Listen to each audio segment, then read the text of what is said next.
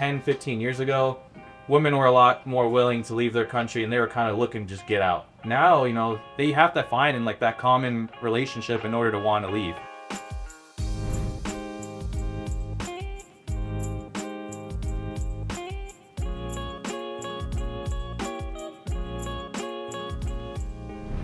They're going to be in bars tonight, Saturday night, and they're going to be crying in the beer about how, oh, it's a sausage fest. There's no women. This really sucks, blah, blah, blah. But do they do anything about it? No. And what's worse is they try to talk you out of doing something about it. They're going to say, oh, you can go over there and find, I know someone who met and they married this woman and then they got a divorce. So that doesn't work. And I think, really? So you've never met someone here who married someone that got a divorce? 50% of the people or more get divorced that get married here. But the level, the bar that we get put on is so much higher because, you're going outside the country and all this stuff. Who cares? Who cares? Love is where you find it. Great.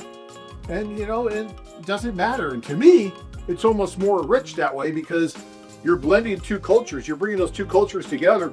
Because I'll tell you, when we started this business back in 1995, we thought we needed security at the door. We thought we needed kind of like all kinds of stuff because we thought guys were going to tear down our doors to go meet these beautiful women overseas.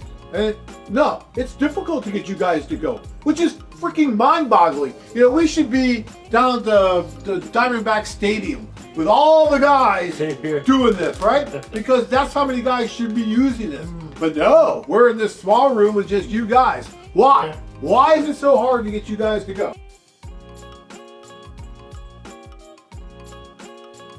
I just want to say that as soon as you guys experience the tour and you will get your own translator, I'm just telling you from my perspective because I was working for so many years there. Translator is not just the person who translates, it's actually the person who tries to push you and tries to help you and give you advice as well. Just like that's what I was doing on the real introduction meetings as well, because sometimes I had cases when both were super shy, and usually women, they expect the first step from the man, so they tend to be shy in the first meeting. And I had clients who were super shy and I had to create this base of conversation for them. I had to push them both into conversation because they would be all awkward, both of them, and just don't know what to talk about. And because it's normal, it's normal being awkward, it's normal to be shy on the first day. But it's also like if you have this person who is not just a translator, but also the person who actually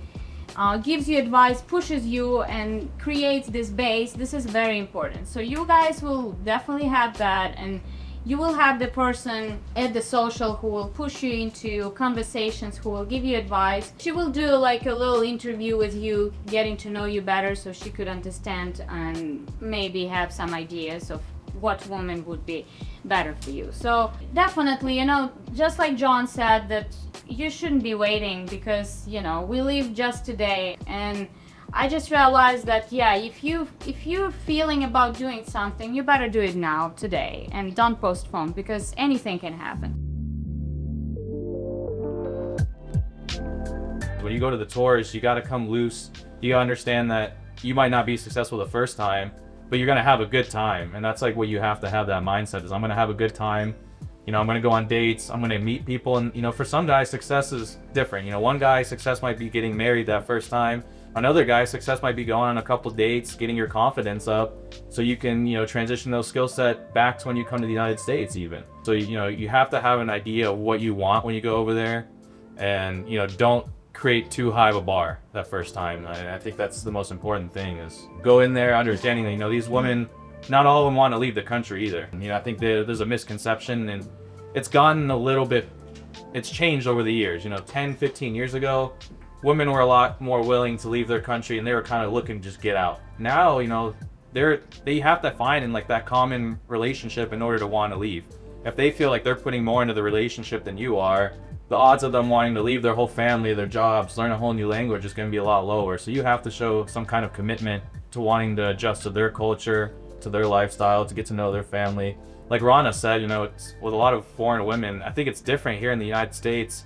women don't tend to involve like their family as much in the relationships. Whereas like internationally, I mean, like Rana said, you marry the family. Like when I met Oleana's family, that was really big for her. Like that was like mandatory. Like you have to meet my parents the first or second day. And you know, if I wasn't gonna be able to build a good relationship with their parents and get their respect, I probably wouldn't have done hers. And so, you know, that's another thing that you guys gotta consider, is family is very important for these women. And so, you know, don't come there with the idea of like, oh, well, I'm just coming here to meet the women.